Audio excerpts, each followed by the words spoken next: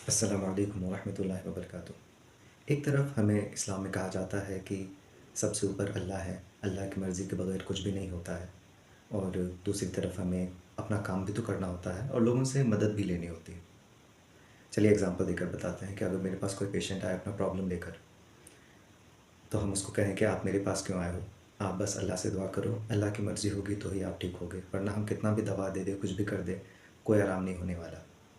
تو چلیے اس کنفیوژن کو دور کرتے ہیں اگلے چیپٹر سے، جو کہ ہے تکبر پر، ہیوملٹی پر، یعنی کہ اپنے آپ کو نیچے کرنا، توازن، اور اللہ پر بھروسہ کرنا اور خود پر کانفیڈنس ہونا۔ ان چیزوں کو سمجھنا بہت ضروری ہے۔ تو ایز پر ادب المفرد، جو کہ امام بخاری کی کتاب ہے، اسلام میں تکبر کی شدت اسلام میں تکبر کی شدت سے مذمت کی گئی ہے، جبکہ توازن، جس کو ہیوملٹی کہتے ہیں، ایک پسندیدہ اور مقبول صفت ہے۔ اسی طرح توکل، یعنی کہ اللہ پر بھروسہ، اور اعتماد نفس، جس کو سیلف کانفیڈنس کہتے ہیں، انسانی کامیابی کے لیے ضروری ہے، مگر ان دونوں میں اصل فرق نیت اور رویے کا ہوتا ہے۔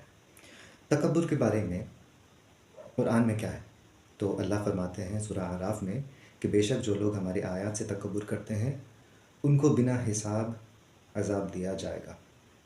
اور ابلیس کا بھی اصل جو جرم تھا وہ تکبر ہی تھا۔ اللہ فرماتے ہیں کہ ابلیس نے کہا میں آدم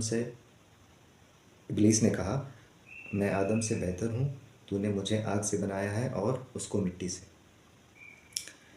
اور احادیث میں بھی یہ بہت کلیئر ہے، جیسے کہ صحیح مسلم کی ایک حدیث ہے کہ جس شخص نے کے دل میں ذرہ برابر بھی تکبر ہوگا وہ جنت میں داخل نہیں ہوگا۔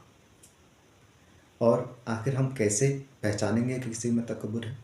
یہ کہنا تو بہت خطرناک ہے کہ تکبر کے بارے میں اتنی بڑی بڑی باتیں کہہ دی گئی ہیں، لیکن صحابہ نے پوچھا کہ ہم کیسے پہچانیں گے کہ میرے میں تکبر ہے کہ نہیں ہے؟ ہمیں تو اچھے کپڑا پہننا، اچھے جوتے پہننا یہ پسند ہے، تو کیا یہ دکھاوا، یہ خود میں گھمنڈ ہوگا؟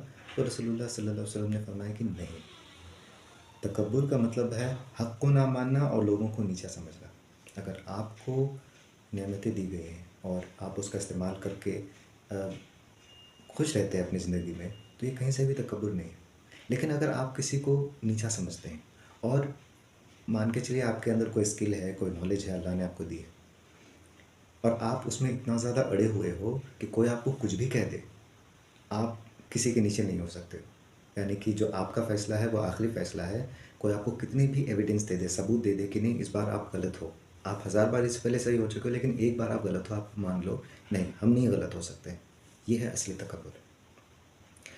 پھر اس کا اپوزٹ ہیوملٹی، اس کے بارے میں بھی اللہ نے بہت زیادہ اس کی فضیلت بتائی قرآن میں، جیسے کہ سورہ فرقان کے جو وہ فیمس پیسج ہے جس میں کہ اللہ فرماتے ہیں کہ رحمان کے اصل بندے وہ ہیں جو زمین پر نرمی سے چلتے ہیں اور جب جاہل ان سے بات کرتے ہیں تو سلامتی کا جواب دیتے ہیں۔ یعنی کہ جب وہ چلتے ہیں تو وہ ایسے نہیں دکھاتے ہیں کہ لوگ ان کو نوٹس کریں، اور اگر کوئی ان سے بدزبانی کرنے کی کوشش کرتا ہے وہ سمجھ جاتے ہیں کہ ان سے منہ لڑانا مطلب کہ اپنی ہی زبان گندی کرنا، تو ان کو بس سلام کر کے کسی طرح سے اگنور کر کے باہر نکل جاتے ہیں۔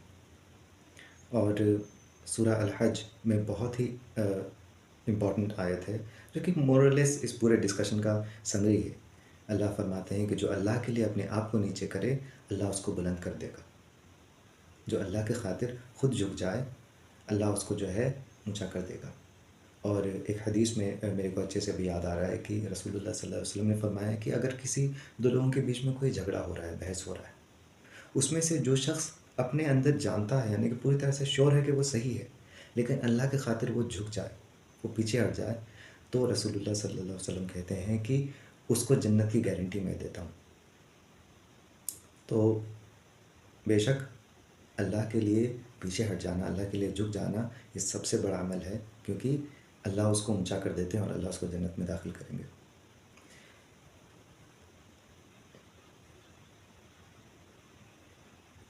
چلیے اب اللہ پر بھروسہ کرنا اور خود پر بھروسہ کرنا، یہ تو ڈفرینس بتایا ہم نے، تکبر کیا ہوتا ہے اور ہیوملٹی کیا ہوتا ہے۔ اب ایک اور چیز آتی ہے کہ ہم اللہ پر کب بھروسہ کریں اور اپنے آپ پر کب بھروسہ کریں۔ تو ونس اگین ایسا نہیں ہے کہ یہ دونوں ایک دم اپوزٹ چیزیں ہیں، یہ ساتھ ساتھ بھی ہو سکتی ہے۔ تو اللہ فرماتے ہیں سورہ طلاق میں کہ جو اللہ پر بھروسہ کرتا ہے اللہ اس کے لیے کافی ہے، ٹھیک ہے؟ اور رسول اللہ صلی اللہ علیہ وسلم کی حدیث ہے ترمذی کی کہ اگر تم اللہ پر صحیح توکل کرو تو اللہ تمہیں اسی طرح روزی دے گا جیسے پرندے صبح بھوکے نکلتے ہیں اور شام کو پیٹ بھر کے لوٹتے ہیں۔ تو دیکھیے، اللہ پر بھروسہ کرنے کا یہ مطلب نہیں کہ آپ بیٹھے رہو اور آپ کو سب کچھ مل جائے گا۔ ایک پرندہ جو ہے وہ بہت محنت کرتا ہے، مشقت کرتا ہے، تب جا کر اس کا پیٹ بھرتا ہے، لیکن اس کا پیٹ بھرے گا ضرور، یہ اللہ کے ذمہ ہے۔ کوشش ہمیں کرنی ہے لیکن اللہ پر بھروسہ رکھتے ہوئے کرنا ہے۔ اور اسی طرح سے ایک اور آیت ہے قرآن کی، سورہ آل عمران کی آیت نمبر 159، جب اللہ کہتے ہیں کہ اور جب فیصلہ کر لو تو اللہ پر بھروسہ کرو، بے شک اللہ بھروسہ رکھنے والوں کو پسند کرتا ہے۔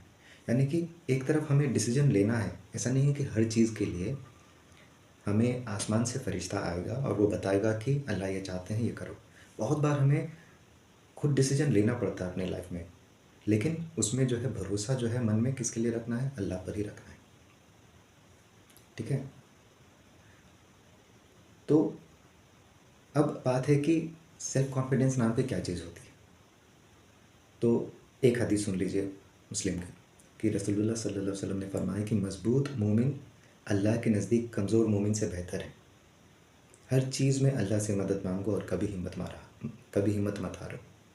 یعنی کہ اگر کسی میں طاقت ہے، کسی میں علم ہے، تو اس چیز کی امپورٹنس ہے اللہ کی نظر میں۔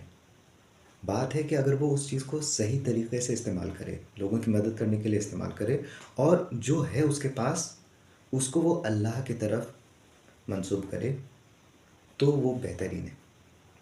مطلب اگر کسی میں کوئی اسکل ہے اور وہ کہے کہ یہ تو میرے نالج کی وجہ سے ہے، یہ تو میرے قابلیت کی وجہ سے ہے، تو پھر یہ لینگویج قارون کی ہے، جو موسیٰ علیہ السلام کے ٹائم پر تھا۔